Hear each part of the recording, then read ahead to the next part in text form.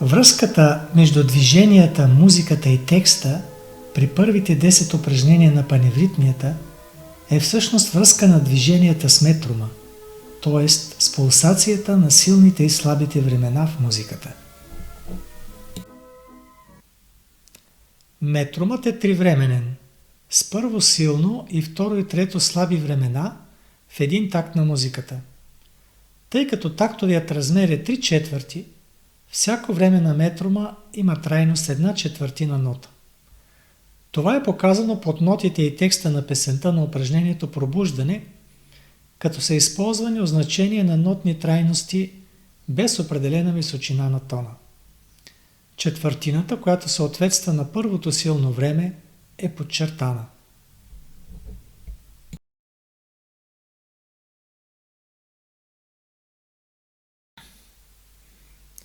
Сега ще чуем музиката на пробуждане, към която е добавен звук на електронен метроном.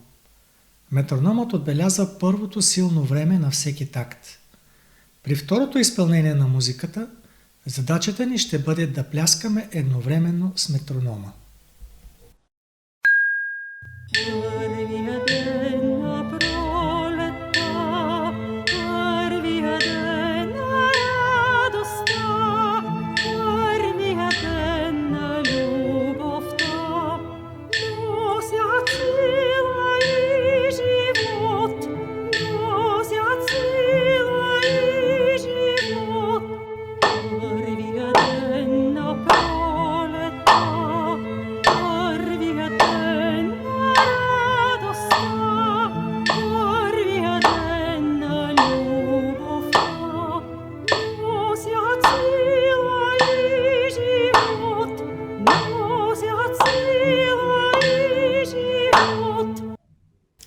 Да го направим още веднъж.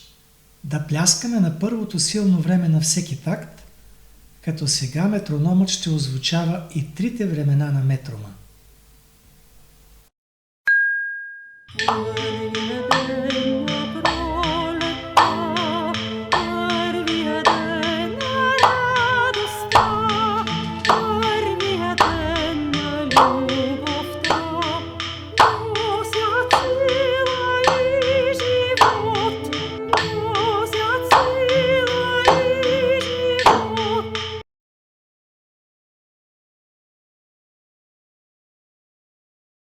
Движенията на краката са едни и същи за всичките 10 упражнения. Стъпки напред по кръга, последователно с 10 и ляв крак.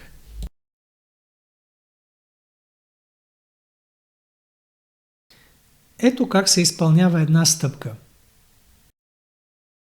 Намираме се в изходно положение на първо упражнение пробуждане. С започване на музиката, десният крак се изнася напред, обтяга се в колянната и глезената става и на първото силно време на първи такт се поставя на земята на пръсти. Следва пренасене на тежестта върху него и стъпване на цяло стъпало. По този начин стъпването се изпълнява за първото време на такта и има продължителност 1/4 нота. На второ и трето време на първия такт десният крак остава на земята, а левият се изнася напред до ниска свивка. От това положение левият крак прави стъпка напред на първото време на следващия такт по описания начин. На свой ред на второ и трето време десният крак се изнася напред в ниска свивка, готов да стъпи в следващия такт.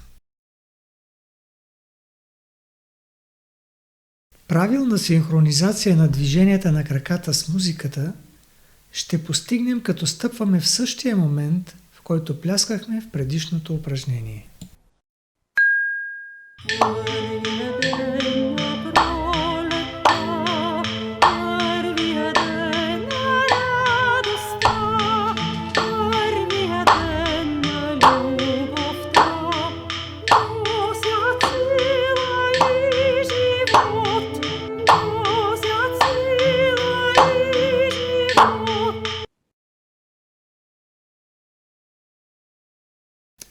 Движенията на ръцете са различни за всяко от първите 10 упражнения.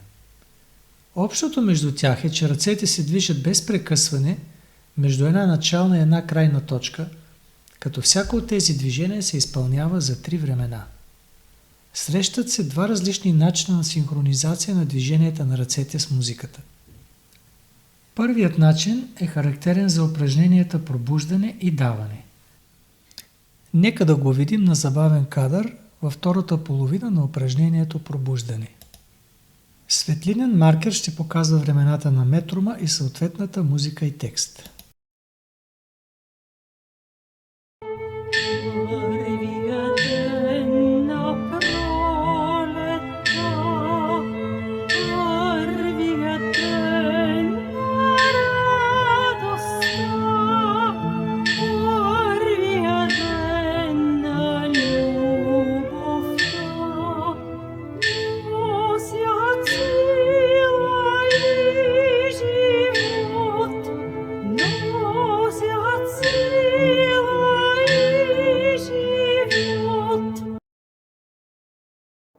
Това са моментни снимки от края на всяко време на два последователни такта от музиката на упражнението пробуждане. Както се вижда от снимките, ръцете достигат своето крайно положение, съответно връщат се в началното си положение в момента, в който завършва поредната стъпка, т.е. в края на първо силно време на всеки такт. Да видим сега другия начин за синхронизация на движенията на ръцете с музиката в упражнението примирение.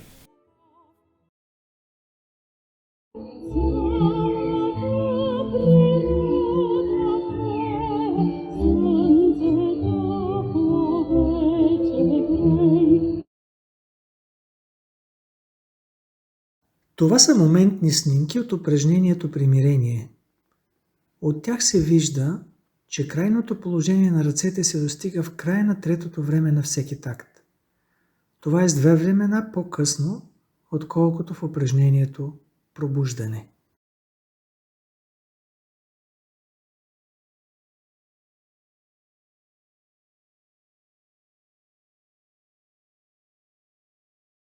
Движенията на краката представляват последователни стъпки с десен и ляв крак на всеки такт от музиката. Всяка стъпка завършва в края на първото време на такта. Движенията на ръцете следват два модела на синхронизация. Модел А. Ръцете достигат крайно положение в същия момент, в който кракът завършва поредната стъпка, в края на първо време на всеки такт. По този начин се изпълняват упражнението пробуждане и даване. Модел Б. Ръцете достигат крайно положение в края на всеки такт. В същия момент кракът е изнесен напред и готов за следваща стъпка. По този начин се изпълняват всички останали упражнения от цикъла първия ден на пролетта.